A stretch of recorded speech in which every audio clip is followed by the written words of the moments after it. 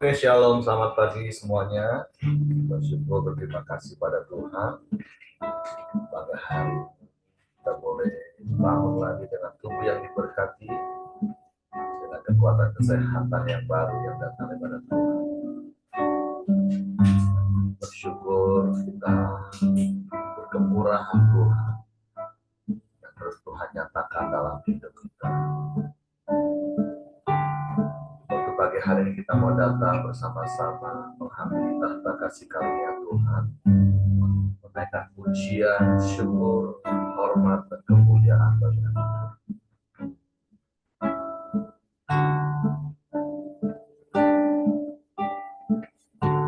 Bapa, kami bersyukur, kami berterima kasih kepadamu pagi hari ini. Terima kasih buat pemeliharaan, perlindungan, penjagaan, dan penyertaan-Mu sepanjang malam dan hidup kami.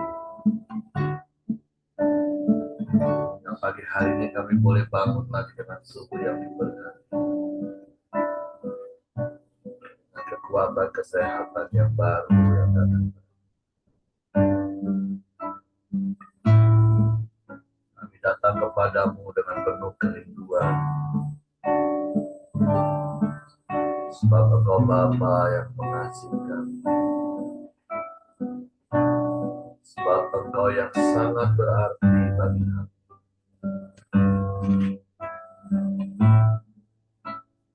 Sebab Engkaulah segala-galanya bagi kami.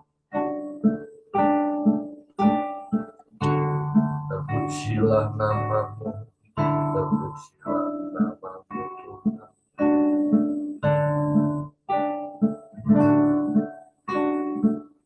Syukur bagi-Mu.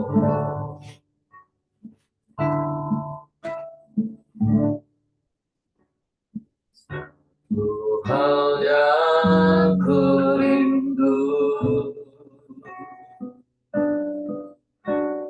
berdiam di dalam rumah-Mu. Satu hal yang ku pinta, menikmati bait-Mu Tuhan. Sekali katakan, satu hal yang ku rindu, berilah di dalam rumah-Mu. Satu hal yang ku minta, menikmati bait-Mu Tuhan.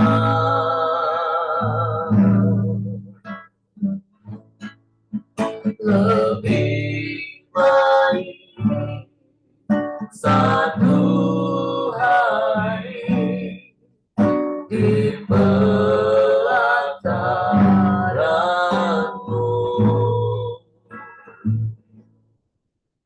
daripada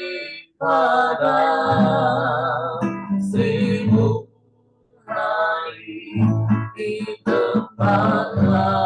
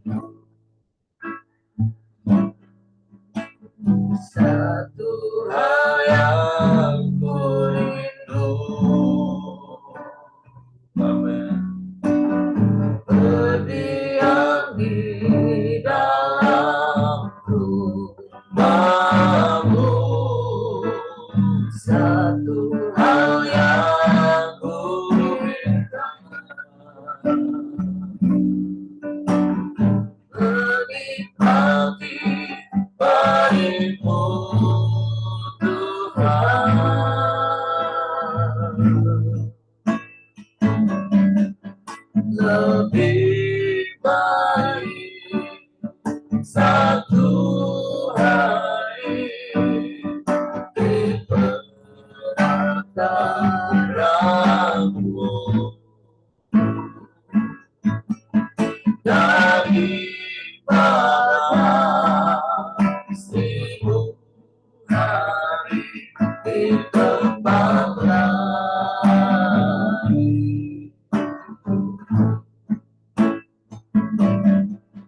Memujimu, menyembahmu, kau hanya hidup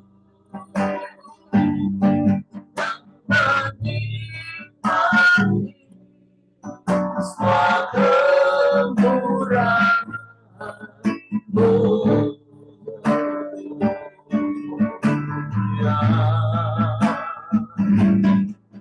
Lebih baik satu hari diperak darahmu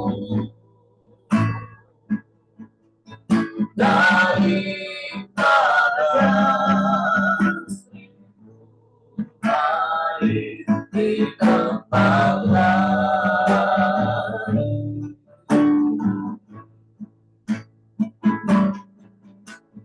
Memujimu, menyembahmu, kau hanya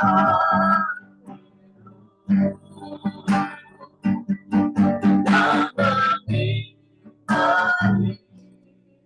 semua kemurahan-Mu. Jika kita katakan lebih baik Tuhan, lebih baik satu hari diperak darahmu. Amin. Haleluya. Daripada 1000 hari di tempat lain.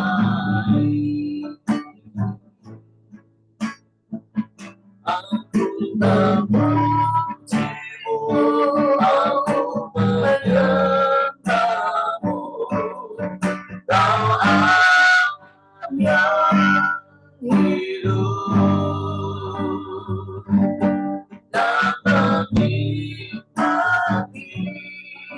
semua kemurahan-Mu.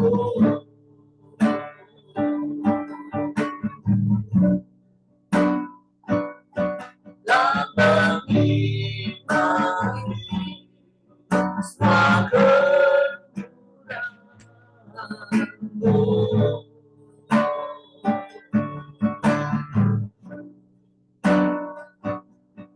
Dan menikmati semua kemurahan-Mu.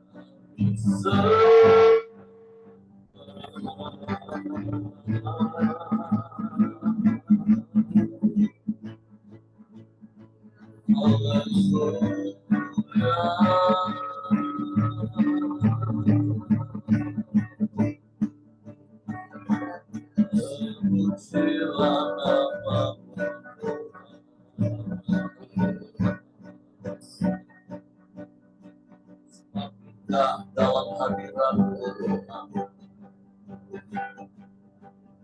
rasakan ketenangan, kami rasakan damai sejahtera, bahkan ada sukacita berlimpah di dalam. Waktu kami mau tetap tinggal di dalam-Mu,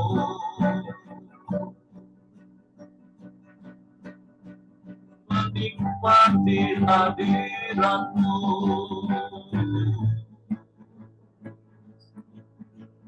Di sepanjang umur hidup kami,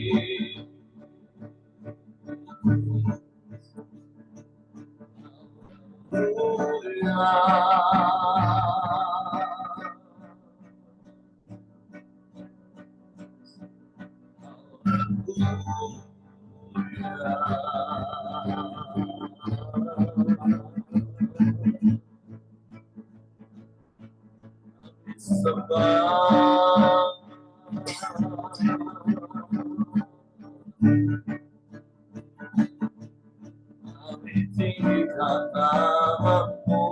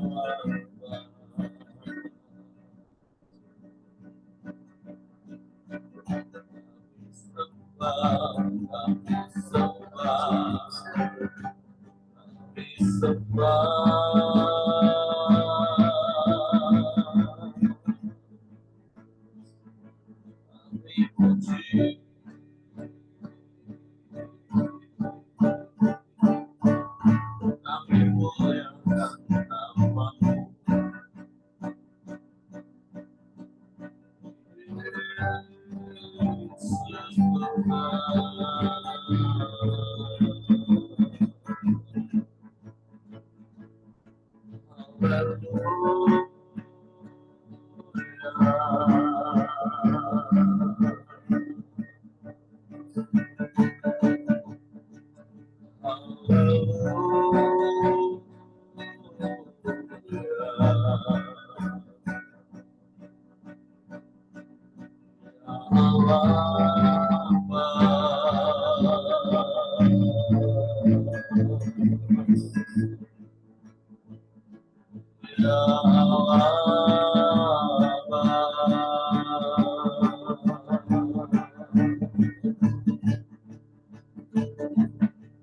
Pujilah nama-Mu,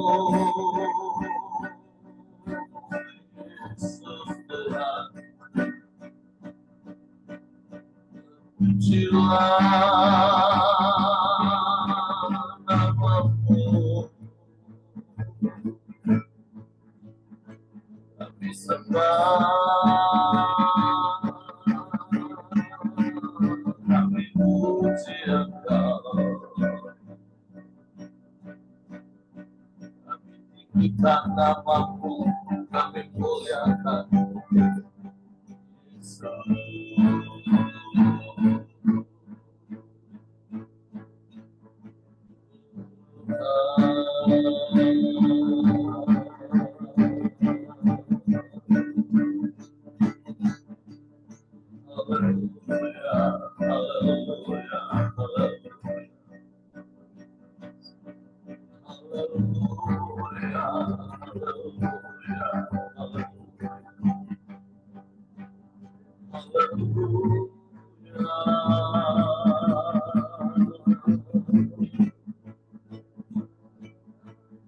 puji,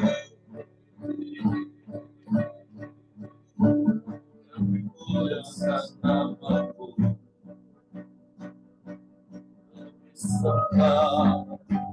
kami sembah Yesus.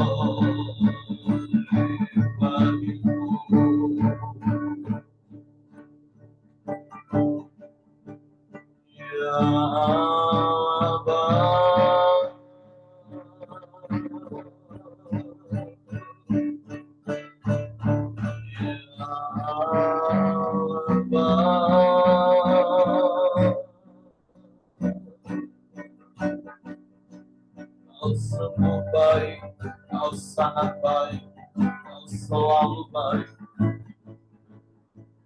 Selamanya Kau baik, Tuhan. Kami sembah, kami sembah Kau.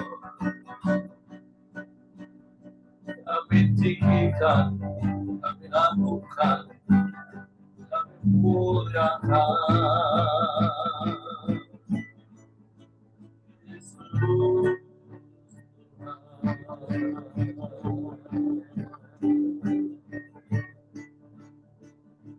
Haleluya, haleluya, haleluya, haleluya. Haleluya, haleluya, haleluya. Allah yang ajaib, Allah yang dahsyat, Allah yang hebat, Allah yang luar biasa, Allah yang sanggup melakukan segala perkara. Tiada yang mustahil bagimu,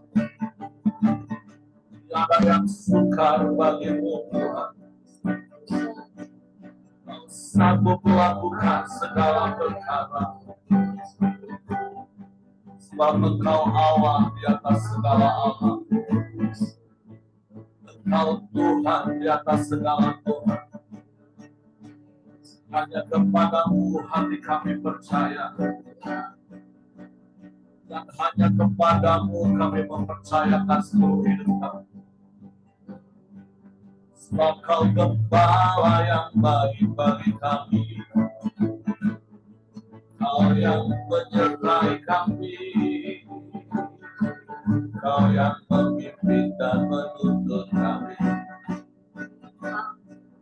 Kau yang membaringkan kami di padang rumput hijau, yang menuntun kami ke air yang tenang.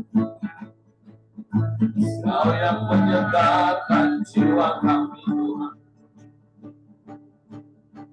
Kami tak takut, kami tak gentar, sebab Kau beserta kami. Sekalipun kami berjalan dalam lembah kegelapan, sebab padamu dan tongkatmu yang menyertai dan melindungi kami. Bahkan Engkau yang menyediakan hidangan bagi kami di hadapan para lawan. Dan kebajikan dan kemurahan-Mu mengikuti kami seumur hidup kami, Tuhan. Kami bersyukur. Kami terus tinggal di dalam-Mu.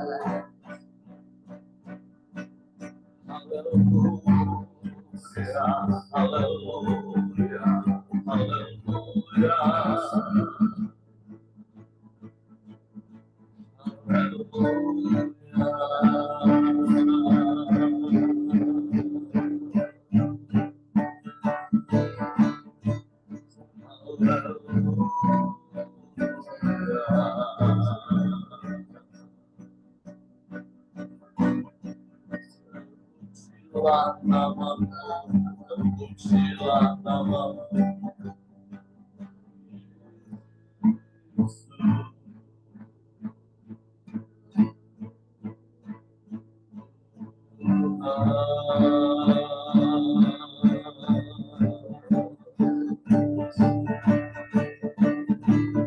Hanya di dalam-Mu kami tenang.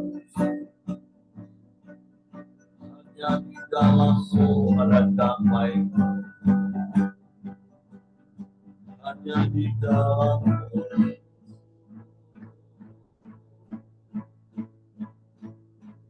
Yesus Tuhan.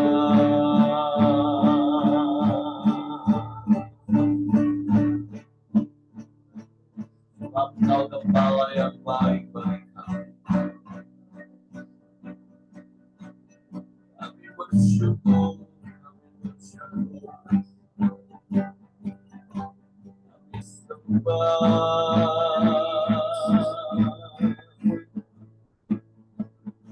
kami sembah.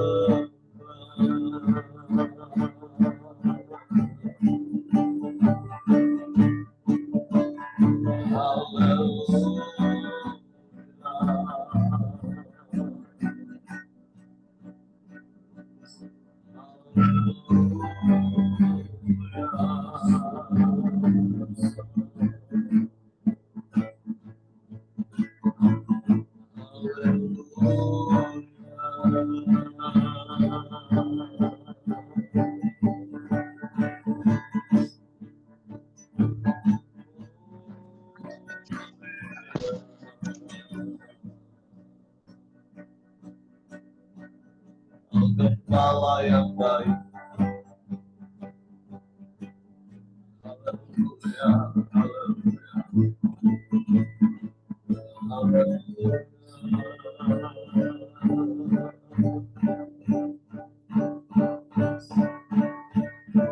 haleluya, haleluya. Yesus, Kau Gembalaku, takkan takut. Kau menuntunku untuk kemuliaan-Mu. Aku berjalan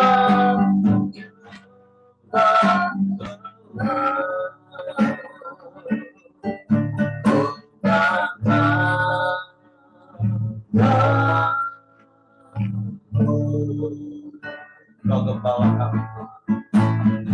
Kau Gembalaku, takkan takut.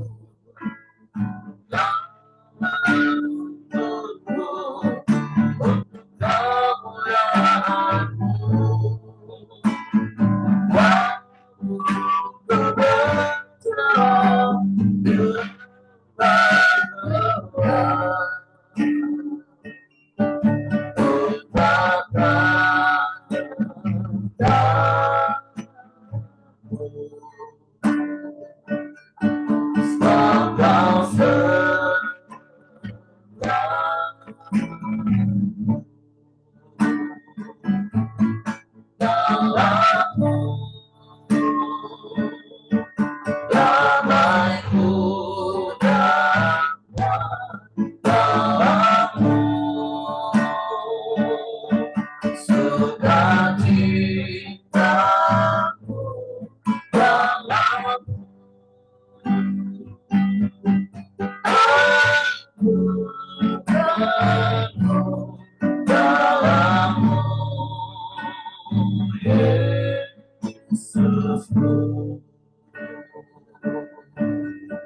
Kau Gembala yang baik bagi kami.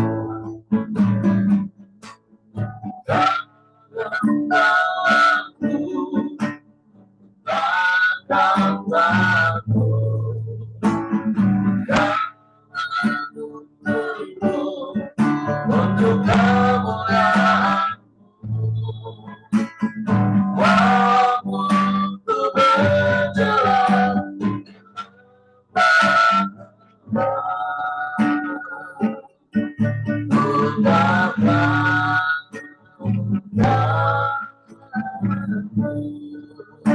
Amin. Engkau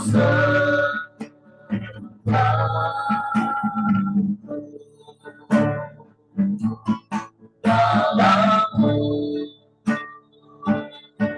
damaiku dapat dalammu, sukacitaku dalammu.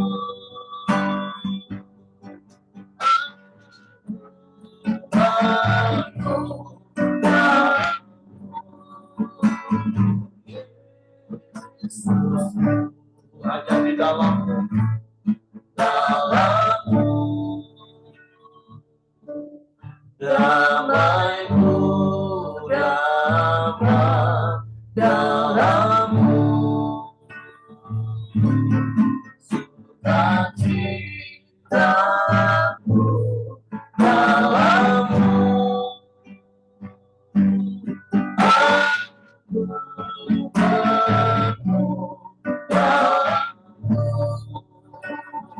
Yesus,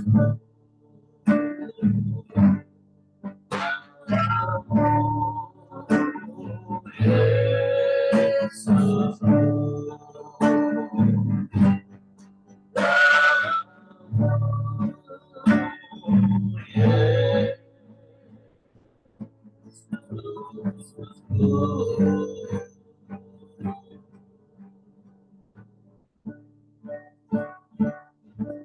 sungguh hanya di dalammu, Yesus,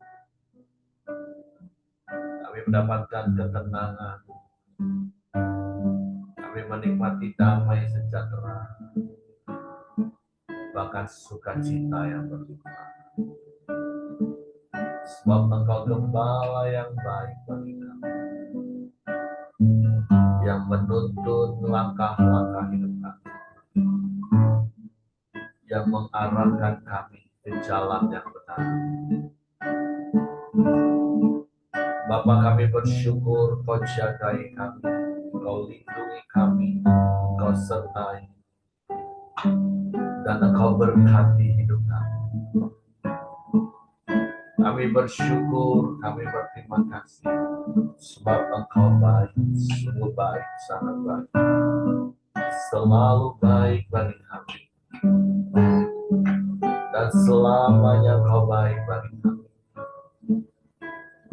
Waktu kami mau terus tinggal di dalam hadirat-Mu, menikmati kasih-Mu, menikmati kuasa-Mu, menikmati bait-Mu, menikmati firman-Mu. Pagi hari ini kami mau nikmati lagi firman-Mu. Roh Kudus, tolong kami untuk mengerti, untuk kami memahami firman-Mu, sehingga kami percaya firman-Mu dan kami melakukannya dalam hidup kami. Dalam nama Yesus Tuhan, kami bersyukur. Haleluya, haleluya, haleluya. Amin. Oke, silakan Pak Ramli. Ya, terima kasih Pak Heri. Selamat pagi Bapak Ibu, teman-teman semua. Kita akan melanjutkan renungan harian kita pada hari ini yang sampai pada Wahyu 7 ayat 1 sampai ayat yang ke-8. Perikopnya yang berjudul orang-orang yang dimeteraikan dari bangsa Israel. Memang seperti yang sudah kita sering bilang bahwa kitab Wahyu masih penuh dengan banyak hal yang kita tidak mengerti, ya, penuh dengan penafsiran-penafsiran. Tapi seperti tadi doa Pak Heri, ya, biarlah kita menikmati firman Tuhan. Walaupun kita nggak banyak mengerti, tapi kita mau menikmati apa yang bisa menjadi kekuatan dan menuntun kehidupan kita, dan oleh karena itu kita sangat bergantung kepada pimpinan Roh Kudus, ya. Kita biarkan Roh Kudus yang menolong kita untuk kita boleh mengerti. Dan hari ini kita sampai di Wahyu 7 ayat 1 sampai 8, orang-orang yang dimeteraikan dari bangsa Israel. Saya akan bacakan ayat 1. Kemudian daripada itu, aku melihat 4 malaikat berdiri pada keempat penjuru bumi dan mereka menahan keempat angin bumi, supaya jangan ada angin bertiup di darat atau di laut atau di pohon-pohon. Dan aku melihat seorang malaikat lain muncul dari tempat matahari terbit. Ia membawa meterai Allah yang hidup dan ia berseru dengan suara nyaring kepada keempat malaikat yang ditugaskan untuk merusakkan bumi dan laut. Katanya, janganlah merusakkan bumi atau laut atau pohon-pohon sebelum kami memeteraikan hamba-hamba Allah kami pada dahi mereka. Ayat yang keempat, dan aku mendengar jumlah mereka yang dimeteraikan itu, 144.000 yang telah dimeteraikan dari semua suku keturunan Israel. Dari suku Yehuda 12.000 yang dimeteraikan, dari suku Ruben 12.000, dari suku Gad 12.000, dari suku Asyar 12.000, dari suku Naftali 12.000, dari suku Manase 12.000, dari suku Simeon 12.000, dari suku Lewi 12.000, dari suku Isasar 12.000, dari suku Zebulan 12.000, dari suku Yusuf 12.000, dari suku Benyamin 12.000. Ya, ya. Jadi kalau kita baca ayat ini, ya, orang-orang yang dimeteraikan dari bangsa Israel, saya akan coba fokus di ayat 3 dan ayat yang keempat, ya. Katanya, janganlah merusakkan bumi atau laut atau pohon-pohon sebelum kamu memeteraikan hamba-hamba Allah kami pada dahi mereka. Dan aku mendengar jumlah mereka yang dimeteraikan itu 144.000 yang telah dimeteraikan dari semua suku keturunan Israel. Ya, Bapak, Ibu, Saudara, mungkin beberapa di antara kita ya tahu bahwa ayat ini sering dipakai oleh salah satu aliran kepercayaan yang ada di Indonesia yang dulu dilarang, tetapi sekarang sudah disahkan sebagai satu aliran kepercayaan, yaitu yang bernama aliran Saksi Yehova. Ya, Saksi Yehova ini punya ciri khas, ya, dia dengan semangat datang ke rumah-rumah, ya, untuk menyampaikan apa namanya, ya, pemahaman mereka dan supaya kita menjadi anggota mereka, ya, mereka dengan cukup semangat, ya. Nah, salah satu yang dipercaya oleh Saksi Yehova oleh pendirinya dari mula adalah bahwa kalau saya tidak salah, ya, yang diselamatkan itulah jumlahnya, yaitu 144.000, ya. Jadi mereka menafsirkan kitab Wahyu 7 ini secara harfiah langsung, ya, 144.000 orang lah yang dapat diselamatkan. Tentu itu dibandingkan jumlah penduduk dunia, ya, sangat sedikit sekali, ya, dan berarti kemungkinan kita untuk masuk ke situ kecil sekali, ya, kalau menurut teori mereka, ya. Jadi mereka dengan semangat datang ke rumah-rumah untuk menyampaikan apa yang mereka percaya, ya, bukan hanya supaya anggota mereka bertambah, tapi mereka merasa kalau mereka semangat, mereka akan terpilih menjadi salah satu yang 144.000 tersebut, ya. Nah, tentu kita percaya bahwa Alkitab mengajarkan kepada kita tidaklah demikian, ya. Kita diajarkan bahwa nanti mungkin kita bisa diskusikan bersama-sama dan Pak Heri mungkin bisa jelaskan lebih lanjut, ya, bahwa 144.000 itu adalah bicara soal simbolik, ya. Simbolik. Jadi ada yang mengatakan bahwa 144.000 itu adalah 12 dikali 12 dikali 1.000, ya. Dan angka 12 menunjukkan jumlah daripada suku bangsa Israel yang 12, dan angka 1.000 itu menunjukkan adalah angka keseluruhan, ya, secara sempurna atau secara komplit, ya. Tentu kita percaya bahwa yang diselamatkan bukan hanya bangsa Israel saja, ya, tapi bangsa-bangsa lain pun telah menerima keselamatan yang daripada Tuhan, ya. Beberapa kisah di Alkitab, beberapa contoh di Alkitab atau beberapa penjelasan di Alkitab menjelaskan dengan sangat jelas ya kepada kita bahwa keselamatan bukan hanya milik bangsa Israel saja, ya, yang secara secara lahiriah, ya, secara lahiriah adalah keturunan bangsa Israel. Tetapi kita bersyukur kita yang bukan secara lahiriah keturunan Israel, kita telah tetap juga menerima keselamatan yang daripada Tuhan. Kita ingat sebuah kisah yang dulu pernah kita bahas, yaitu kisah bagaimana Petrus akan bertemu dengan utusan Cornelius di rumahnya, ya, dan dia lapar. Di kisah 10, ya, dia lapar dan waktu dia makanan sedang disiapkan, dia mendapat sebuah penglihatan, ya, dari atas, dari langit turunlah kain yang keempat sudutnya diturunkan, yang di dalamnya banyak binatang-binatang, hewan-hewan haram, dan suara dari surga mengatakan, Petrus, makanlah, sembelihlah hewan-hewan tersebut. Tapi Petrus mengatakan, tidak Tuhan, karena aku tidak pernah menyentuh atau memakan makanan dari hewan-hewan yang haram. Kemudian Tuhan bilang, apa yang aku nyatakan halal, apa yang dinyatakan halal oleh Allah, ya, tidak boleh dinyatakan haram. Dan itu kalau kita baca kisahnya sampai terjadi 3 kali, ya.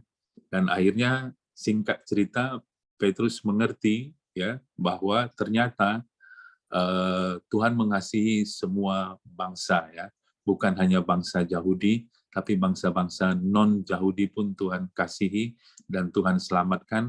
Tuhan punya rencana untuk menyelamatkan bangsa-bangsa di luar bangsa-bangsa Yahudi atau bangsa Israel. Kisah ini menunjukkan dan membuat kita mengerti tentu, ya, bahwa bukan hanya orang Israel, bukan hanya kepada orang Israel janji keselamatan itu diberikan, tapi kepada kita juga, ya. Izinkan saya untuk membaca di dalam Efesus 2, ya, ayat yang ke-11. Perikopnya kan berjudul Efesus 2 ayat yang ke-11, dipersatukan di dalam Kristus.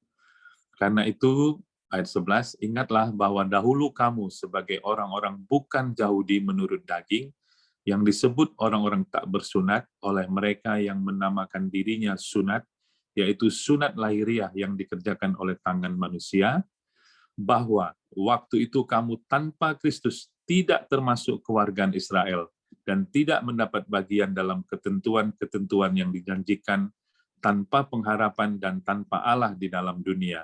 Tetapi sekarang di dalam Kristus Yesus, kamu yang dahulu jauh sudah menjadi dekat oleh darah Kristus.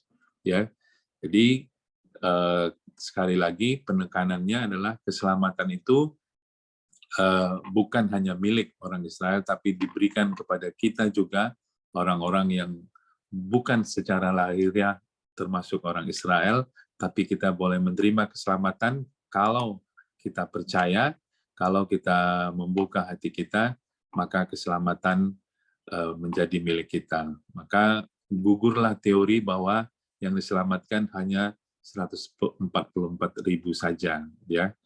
Nah, kita kembali ke Wahyu 7 tadi, ya. Ayatnya yang ketiga, janganlah kamu merusakkan bumi atau laut atau pohon-pohon sebelum kami memeteraikan hamba-hamba Allah kami pada dahi mereka, ya. Nah, di situ ada kata dimeteraikan, ya. Kalau kita baca-baca dan kita pelajari, ya, ada beberapa pengertian tentang dimeteraikan ini, ya. Dimeteraikan bisa berarti bahwa itu tanda kepemilikan dan otoritas Tuhan, ya, atas orang yang dimeteraikan, ya.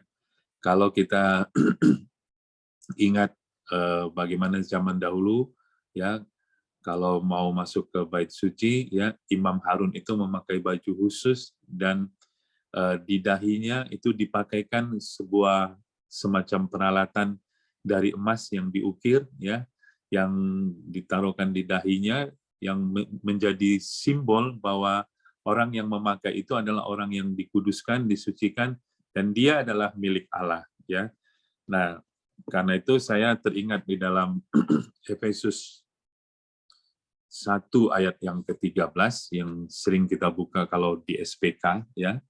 Efesus 1 ayat yang ke-13, di dalam Dia kamu juga, karena kamu telah mendengar firman kebenaran, yaitu Injil keselamatanmu, di dalam Dia kamu juga, ketika kamu percaya, dimeteraikan dengan Roh Kudus yang dijanjikannya itu. Ya, jadi kita bersyukur kita adalah orang-orang yang dimeteraikan ketika kita menerima Tuhan Yesus, ya, kita menerima Roh Kudus, dan Roh Kudus itu dimeteraikan tanda bahwa kita ini adalah milik Allah, tanda bahwa kita ini ada di dalam otoritasnya Allah. Jadi kita bersyukur, ya. Sekali lagi itu mematahkan teori bahwa yang diselamatkan hanya 144.000 orang saja, tapi mereka atau kita yang percaya, kita ikut dimeteraikan juga, ya. Pengertian lain dimeteraikan adalah kita dilindungi, ya, dan dapat penebusan saat penghakiman, ya. Jadi kita dilindungi kalau kita dimeteraikan. Saya akan bacakan di dalam Yohanes yang ke-10 ayat yang ke-28, dikatakan Yohanes 10 ayat 28, dan aku memberikan hidup yang kekal kepada mereka, dan mereka pasti tidak akan binasa sampai selama-lamanya, dan seorang pun tidak akan merebut mereka dari tanganku. Ayat 29, Bapakku yang memberikan mereka kepadaku lebih besar daripada siapapun, dan seorang pun tidak dapat merebut mereka dari tangan Bapa. Jadi ketika kita dimeteraikan, maka Bapa, Kristus, Roh Kudus, ya, itu melindungi kita dan menjamin kita akan diselamatkan saat penebusan nanti, saat penghakiman, maksud saya, tiba waktunya, kita dijaga dan dilindungi.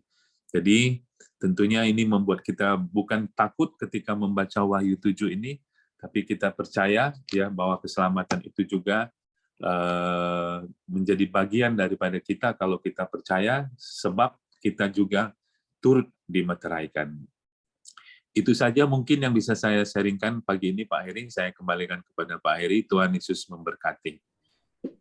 Oke, terima kasih untuk Pak Ramli buat penjelasan dan sharing firman-Nya. Jadi kata kuncinya adalah ketika kita baca kitab Wahyu, jangan takut. Ya, kalaupun secara khusus Wahyu pasal 7 yang kita baca hari ini bicara tentang meterai, yang akan dimeteraikan kepada dahi, kepada orang-orang suku dari keturunan Israel yang jumlahnya hanya 144.000. Tapi sekali lagi kita percaya kita memiliki meterai Allah sebelum mereka dimeterai. Seperti apa yang Pak Ramli tadi katakan. Meterai itu bicara tentang tanda kepemilikan. Dan kita ini dimeteraikan karena kita percaya kepada karya salib, dimeteraikan dengan darah Kristus sebagai milik Allah, sebagai anak Allah, dan dimeteraikan oleh Roh Kudus yang meneguhkan, mensahkan kita menjadi anak-anak Allah juga. Nah, tentu kalau bicara tentang Wahyu pasal 7 yang seperti Pak Ramli tadi katakan, tentu ada begitu banyak tafsiran, bisa juga memang ditafsirkan secara hurufiah, bahwa 144 itu memang ditujukan kepada bangsa Israel, tidak termasuk kepada kita. Nah, artinya seperti ini Bapak Ibu maksudnya. Yesus kan pernah berkata, tujuan awal Yesus datang ke dalam dunia kan memang pertama kepada bangsa Israel. Makanya kalau Bapak Ibu pernah ingat, waktu ada seorang perempuan Siro-Fenisia meminta pertolongan kepada Yesus, Yesus ngomong, tidak patut memberi roti kepada anjing, karena ini untuk anak. Aku hanya diutus kepada Israel. Nah, tetapi dengan berjalannya waktu, tentu dari apa yang firman Tuhan catat, kita tahu, seperti yang Petrus, Paulus, dan rasul-rasul lain katakan karena penolakan bangsa Israel, maka keselamatan itu sampai kepada bangsa-bangsa lain di luar Israel. Dan itu termasuk saudara dan saya. Ketika mengaku di mulut, percaya di hati, kita dimeteraikan oleh darah Kristus menjadi milik pusaka Allah, dan dimeteraikan dengan Roh Kudus seperti Efesus 1 ayat 13 tadi, menjadi anak-anak Allah yang dipimpin pada seluruh kebenaran firman Tuhan. Nah, tentu kembali dalam konteks 2000 tahun yang lalu Yohanes menerima wahyu ini tentu berkaitan tetap dengan bangsa Israel. Nah, apakah memang selain kita yang sudah pasti, saya menentukan sekali lagi, kita sudah pasti diselamatkan karena pada kita ada materai Allah, yaitu darah Kristus dan Roh Kudus. Itu nggak perlu dilakukan Bapak Ibu, yakin. Jadi, nah khusus untuk keturunan Israel, baik secara jasmani yang saya katakan tadi, ada sebagian penafsiran seperti itu, untuk orang-orang Israel ya mungkin sekali lagi hanya 144 orang. 144.000 maksudnya. Karena memang kalau kita melihat hari ini, populasi bangsa Israel saja di dunia ini, di negara Israel itu kan cuma 7,5 juta. Terus yang ada di antara mereka itu yang jadi orang Kristen, ini kalau kita searching di Google, ya tapi sudah melewati batas angka ini sih, 161.000 yang jadi Kristen. Nah, tapi kan belum tentu semua orang yang menamakan dirinya beragama Kristen benar-benar pengikut Kristus. Nah, hal itu ya kita nggak tahu.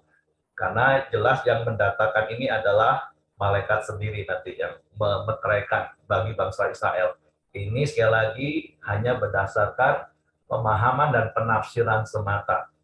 Tapi yang berkali-kali seperti Pak Ramli tadi katakan, yaitu urusan Allah dengan bangsa Israel. Memang umat kesayangan Allah.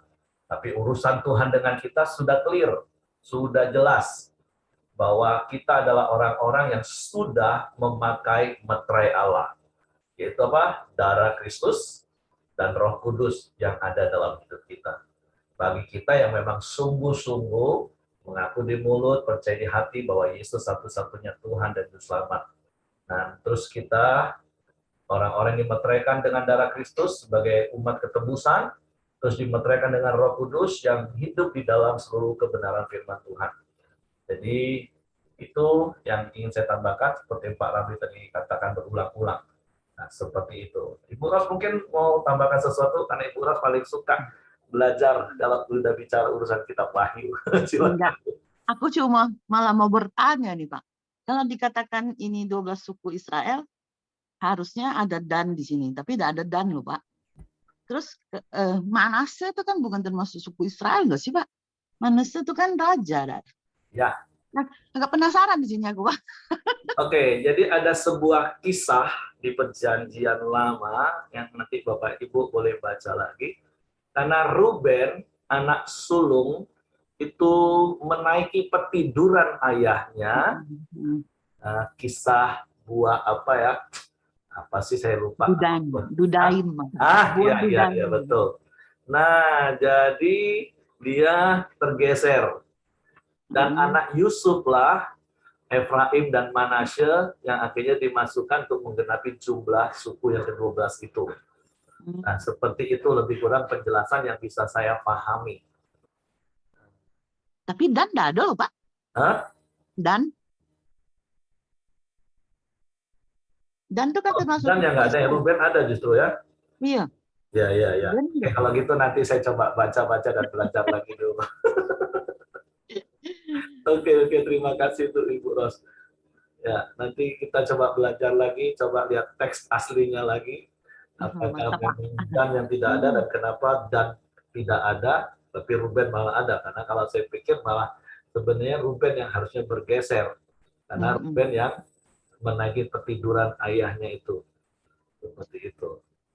Tapi ya, nggak apa-apa. Ini namanya kita mau belajar sama-sama. Saya juga harus belajar, kan?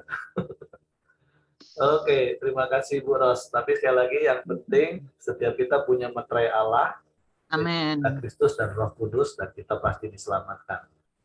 Jadi kita bertahan sampai akhir.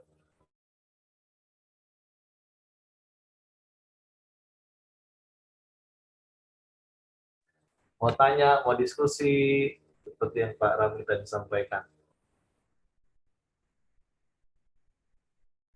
Pak Simon mau ngobrol tuh kayaknya. Kenapa dan tidak ada?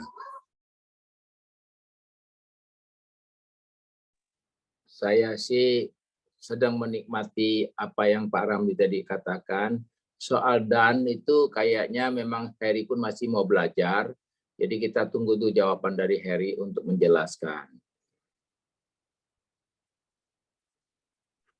Saya memang cari-cari, Pak, dan itu masih misteri kenapa dia hilang dari penulisan 12 suku Israel itu. Jadi penulisannya pun tidak lengkap. Itulah masih misteri juga Wahyu 7-nya. Ya, itulah yang membuat kita harus banyak belajar. Karena menurut saya dia tidak taat, Pak. Jadi kalau biasanya orang tidak taat itu kan tidak dimasuk di dalam keturunan kan.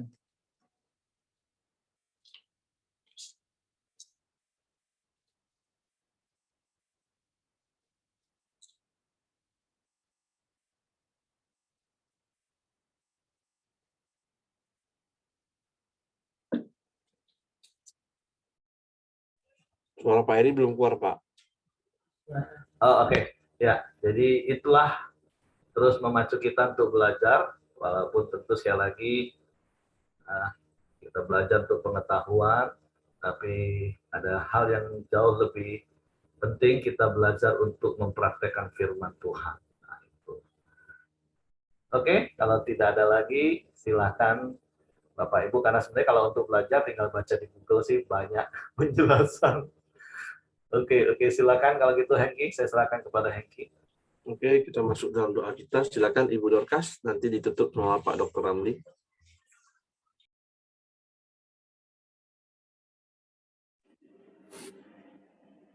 Mari kita masuk di dalam doa.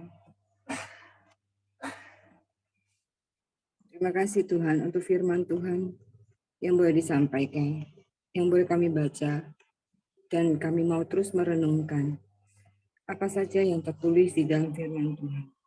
Tuhan, kami terbatas untuk mengerti semua isi dari firman itu. Tetapi Engkau Allah yang akan menceritakan, memberitahukan setiap kami segala hal-hal yang rahasia dan segala hal-hal yang bahkan kami tidak mengerti dan kami tidak tahu. Karena kami percaya bahwa kami adalah milik Tuhan. Berikan kami hari demi hari makin percaya akan diri kami yang menjadi milik Engkau, Tuhan. Makin kami menghidupkan firman Tuhan di dalam hidup kami, karena kami adalah milik-Mu. Kami semua di sini sedang menantikan Engkau, Tuhan. Menantikan kedatangan-Mu yang kedua. Saatnya Engkau akan merusakkan seluruh bumi ini, Tuhan. Tetapi kami tenang dan kami boleh terus menantikan Engkau, Tuhan. Di saat-saat seperti ini, Tuhan, kami boleh hidup, kami boleh melakukan apa yang Kau perintahkan. Berikan kami hati yang gentar, ya Tuhan, menjadi pengikut dan menjadi milik-Mu yang telah Kau meteraikan. Berikan kami hati yang mau pergi dan memberitakan Injil, Tuhan. Amanat agung, Tuhan, yang boleh kami bawa kemana-mana pun, Tuhan. Jikalau kami saat ini, Tuhan, benar-benar melupakan, benar-benar kami sudah menyibukkan diri kami masing-masing dengan diri kami sendiri. Tuhan, Kau sekali lagi menolong kami, mengingatkan kami sebelum segala sesuatu yang menjadi terlambat. Apa yang Kau ingin kami kerjakan, kami tidak kerjakan. Semua dari kami mempertanggungjawabkan apapun dalam diri kami di hadapan Engkau yang Maha Kudus dan Maha Mulia. Berikan kami terus hati yang gentar. Gentar terus Tuhan, bahwa di sini ini bukan milik rumah kami. Rumah kami ada tempat Engkau yang indah. Selama kami di sini Tuhan, ada di dunia ini Tuhan, apapun Tuhan. Untuk itu Tuhan, Kau memberkati setiap kami yang di Koramdeo, yang ikut Koramdeo ini Tuhan. Menjadi bagian orang-orang yang benar-benar takut pada Engkau saja. Terima kasih Pak Tuhan. Saat ini kami juga mau berdoa untuk rumah Ibu Merianti. Kami terus mendoakan apa yang mereka butuhkan. Tuhan, Engkau yang menyiapkan segala sesuatu bagi Ibu Merianti, keluarga mereka. Terima kasih Tuhan. Tuhan, Engkau juga berkati Pak Ramli, Tuhan. Engkau memberkati, semakin memberikan hikmat dan pengertian yang daripada Engkau sendiri kepadanya, menjadi seorang pemimpin di tempat dia gembalakan di Bungo, Tuhan. Setiap jemaat yang dia pimpin juga Tuhan, dia gembalakan Tuhan. Seperti Engkau Tuhan, Engkau mengenal setiap domba-dombamu. Tuhan juga Engkau, kiranya Pak Ramli juga mengenal setiap domba-dombanya ya Tuhan. Yang luka, dia juga boleh mengerti untuk membantu mereka. Tuhan, tambahkan dan tambahkan berkat Engkau kepadanya dan keluarganya. Dan Engkau memberikan kepada dia kesehatan. Dan juga pekerjaan yang sedang dia kerjakan saat ini. Terima kasih ya Tuhan. Terpujilah namamu. Di dalam nama Tuhan Yesus Kristus, Juru Selamat kami yang hidup. Amin. Mari kita sama-sama doa Bapa kami. Bapa kami yang di surga, dikuduskanlah namamu, datanglah kerajaanmu, jadilah kehendak-Mu di bumi seperti di surga. Berikanlah kami pada hari ini makanan kami yang secukupnya, dan ampunilah kami akan kesalahan kami, seperti kami juga mengampuni orang yang bersalah kepada kami. Dan janganlah membawa kami ke dalam pencobaan, tetapi lepaskan kami daripada yang jahat. Karena Engkaulah yang mempunyai kerajaan dan kuasa dan kemuliaan sampai selama-lamanya. Amin. Bapa, kami bersyukur, kami berterima kasih buat pagi ini, buat persekutuan yang indah bersama Engkau dan bersama teman-teman kami pada Koram Deo di pagi ini. Sekali lagi kami bersyukur untuk setiap sharing firman, untuk setiap doa yang sudah kami sampaikan. Tuhan, terima kasih karena kami telah Engkau meteraikan, Engkau jamin, Engkau selamatkan. Kami bersyukur kami telah menerima janji-Mu Tuhan. Terpuji namamu. Hari ini kami mau serahkan seluruh kehidupan kami ke dalam tangan Tuhan. Baik pikiran kami, perasaan kami, perkataan-perkataan kami, bahkan perbuatan-perbuatan kami serahkan ke dalam tangan Tuhan. Tuhan yang menguasai, Tuhan yang pimpin, supaya hidup kami boleh menjadi berkat bagi banyak orang lain. Apapun yang kami kerjakan, baik pekerjaan kami, bisnis kami, bahkan pelayanan kami serahkan ke dalam tangan Tuhan. Tuhanlah kiranya yang memberkati kami. Dan kami mau akhiri dengan menerima berkat yang daripadamu, yaitu berkat kasih karunia daripada Allah Bapa, berkat damai sejahtera daripada Tuhan Yesus, serta persekutuan, tuntunan, pimpinan, bimbingan daripada Allah Roh Kudus yang tidak habis-habisnya menyertai kami hari ini sampai selama-lamanya. Kami terima berkat-Mu hanya di dalam nama Tuhan Yesus Kristus. Haleluya. Amin. Oke, semangat pagi, selamat beraktivitas, Tuhan memberkati.